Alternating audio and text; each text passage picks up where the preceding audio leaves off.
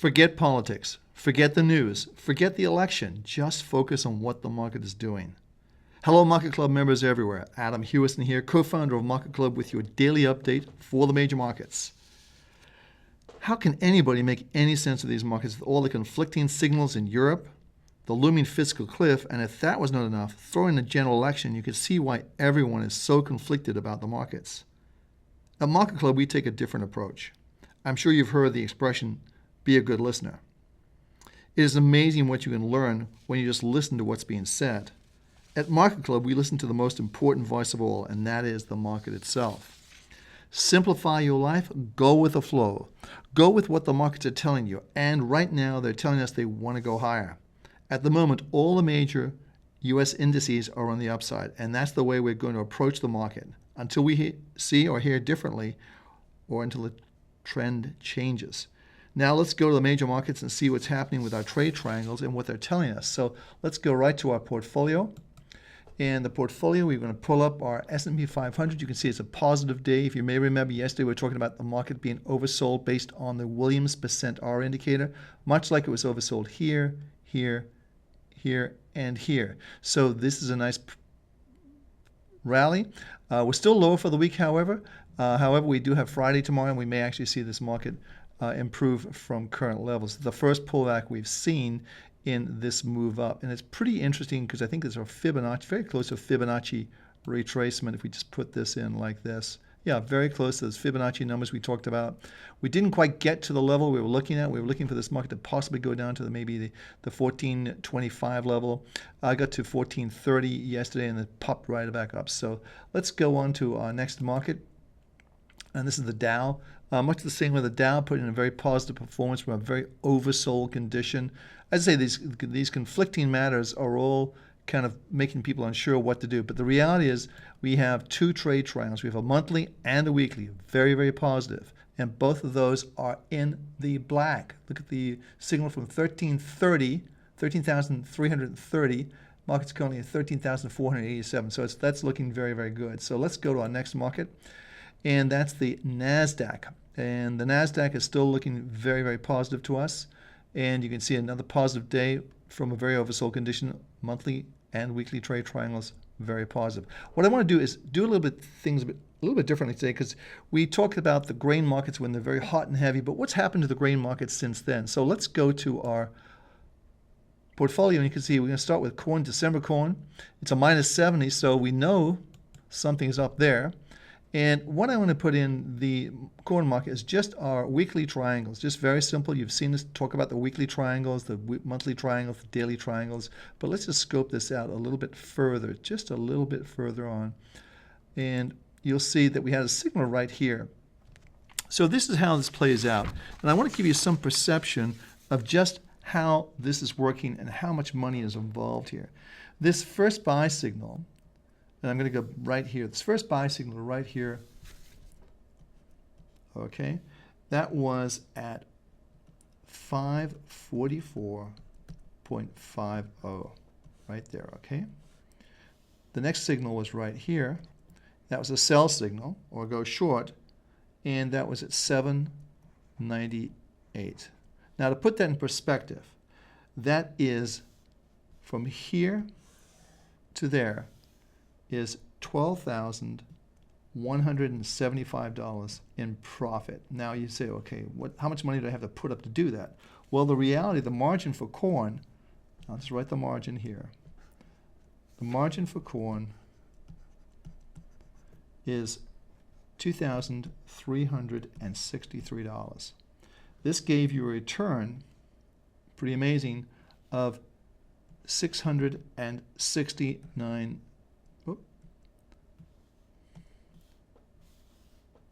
669%. Now, what I didn't count, of course, what I've counted in this return here is the move from this level down from 798, because in futures you can go short very easily, to where we are presently. So tremendous return on money. So how far this market could go, I have no idea, but the reality is the trade triangles will tell you. Again, it doesn't pay you to listen to all the pundits when you have a tool like the trade triangles. And this is just one way to use the trade triangles. So let's go to our next market. And the next market we're looking at is going to be the wheat market. Now, the wheat market, it's not quite as good as the corn, but there you go. The first signal is right here, 719. I'll put these in for you so you don't have to worry about it. But you can check, if you're a Market Club member, just look up December corn and you'll see how this market works. So here's the first signal. This is a buy, and this was at 719.50, okay? $7.19 and 50, $7.19.5, okay, a bushel. So that was an exit right here, and that was at 864.25. So from here to here, these 2 points, the profit on that trade was $7,237.50. Now that, again, the margin on wheat, so this is on wheat. So the wheat margin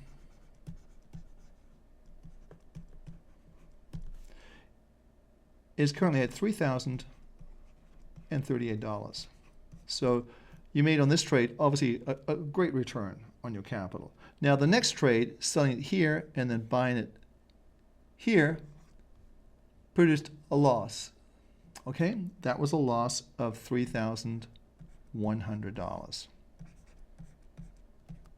Okay, I just want to show you the reality of the market. Now here, the next sell is actually at 926, and that produced a profit of, an open trade profit, I should say, of $3,312.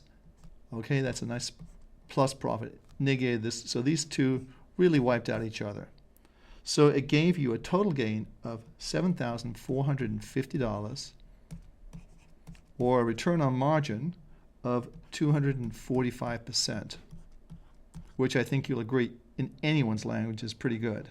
Now this is after the big run-up here. We're not talking about the big run-up, we're talking about what's going on right now in these markets. So let's just clear the screen and go to our next market. And the next market, I'm not saving the best to last, but it just happens to be that way. Soybeans. And you can see the buy was right here. And I'm just going to put this all in for you so you can see it very clearly. So the buy was here. This is a buy.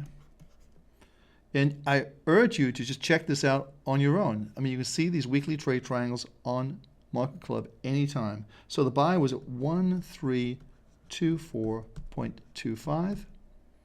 Okay, and the exit was right here, and that was at 1693. Remember, they were talking about beans going to the 20. It didn't quite get there, and that's usually what happens. The euphoria overtakes the market. But from here to here, that was a gain of $18,000, $462. Hold on. And 50 cents. Now the margin, that was the profit. Okay, so the margin on beans, I put soya right there, is $3,375. So that's how much money you have to put up to trade one contract of beans. It's 5,000 bushels in a contract. Okay, so that was the first trade. Now the next trade coming down here, that added another $5,737.50. Okay, so all told, you would have made $24,200 on an investment right here, and that produced a return of 717% on invested capital. I think you'll agree that's pretty spectacular. So let's remember, use the trade triangles. Don't worry about the pundits, what the news is, or what the economy is doing. Just go with the flow. You'll be much better off in the long run. And you can do this in stocks as well. And we have some examples about stock trading as well. So let's clear the screen and go on with our next market. And the next market we're going to be looking at is going to be crude oil. We talked about this yesterday on the show. Crude oil And you can see it is a minus 60 reading, so a little bit of a trading range. We were oversold, but the big thing to notice here on crude oil, and I'm just going to put this in very quickly, is that you have a bullish divergence. You see here the prices going lower, and you have the divergence is actually going higher. So it's flattened out. I would suspect that with a longer term monthly trade triangle, positive, we'll see the weekly turn up eventually. I would rather wait, just be a little bit patient, wait for this to turn up. But the reality, this is a potentially powder keg. If anything happens in the Middle East, this market is going to skyrocket. You will not get a chance to get out if you're short. So that's something to really be very cognizant of. If you're just following the system, just go with the system, because that's the risk you take. But it's a risk well worth taking. So let's go to our next market, and let's clear this off the screen. And the next market we're going to be looking at is the euro against the dollar. Now, you've seen this market's pulled back down. I think probably we're very close to making the low. This formation we're seeing, I think, is a positive formation for the euro and bearish for the dollar. And usually when you see a market run up like this and then pull back like this, it usually is an indication the market's going to go higher. So we still have a 135 to 138 target zone, and we're going to stick to that unless we see differently. But a monthly and the weekly still positive. Looks like the trend is higher. Again, going with the flow, not trying to figure this out making it too complicated. They don't pay you more for making it complicated. Next market looking at is gold. Now, gold is very interesting. Big update today. Had a down day yesterday. We talked about this on our show last night. We thought it was very close to being oversold, and we want to watch this market carefully. We close over the 1780 level. In fact, I think the highest close we've had in this market is 1773. We're actually higher for the week and higher for the day, of course. So this is very positive. We close over 1780 today. I think it'll be a very positive sign for gold, and I think we'll see this market move still higher. Now, one thing I want to share with you is this. Going to a monthly chart, and this is where you have time to do this with MarketClub, and let's just scope this out. Let's get, let's see, a couple of years, and let's just take the weeklies off here, and just put a very simple indicator, which is available to you as a MarketClub member, and that's going to be the parabolic. Boom. You see how this is the first time we've had a buy signal in 11 months in this market on the monthly charts, and that came in this month in September. So that's why we're very bullish. You don't get these signals that often. The last signal we had was way back here, and this is in May of 2010. So it's definitely a strong indicator that we're going to go higher. Also, you have a movement. If I put our monthlies in, boom, there's the monthly right there. So it kicked in at 1670, and here we are at 1776. So it came in a month earlier than the actual parabolic, which that's one of the reasons why we like our monthly trade triangle. So let's go to our next market. And the next market we're looking at is copper. Now, again, copper has also flashed a move to the upside, and I think that's the important thing to look at.